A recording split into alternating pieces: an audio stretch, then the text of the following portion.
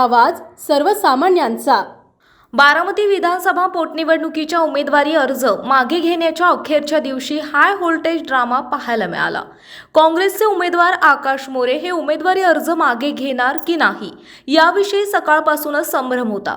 आज सकाळी आमदार रोहित पवार यांनी काँग्रेसचे प्रदेशाध्यक्ष हर्षवर्धन सपकाळ यांची भेट घेत उमेदवारी अर्ज मागे घेण्यासंदर्भात विनंती केली होती। त्यानंतर हर्षवर्धन सपकाळ यांनी पत्रकार परिषद घेऊन माघारीचे संकेत दिले होते। मात्र दुपारी 1 वाजेपर्यंत कोणताही निर्णय आला नव्हता। त्यामुळे काँग्रेस या रिंगणात कायम राहणार की उमेदवारी अर्ज मागे घेणार याविषयी अनेक अटकळ बांधली जात होती।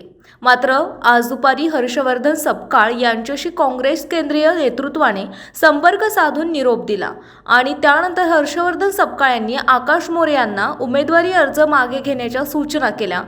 त्यानंतर आकाश मोरे हे प्रशासकीय भवनात पोहोचले आणि त्यांनी आपला उमेदवारी अर्ज मागे घेतला।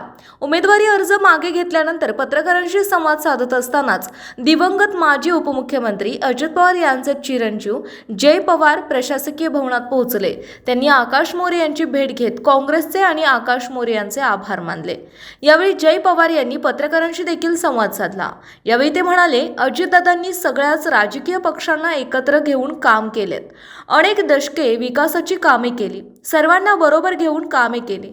त्या काळात काँग्रेस आणि राष्ट्रवादी एकत्र होते। आता महायुतीचं सरकार आहे, पण मला वाटतं की सगळ्याच पक्षातील वरिष्ठांनी चांगला निर्णय घेतला आणि दादांना आदरांजली म्हणून उमेदवारी मागे घेण्याचा जो निर्णय घेतला त्याबद्दल आम्ही काँग्रेसचे आभार मानतो।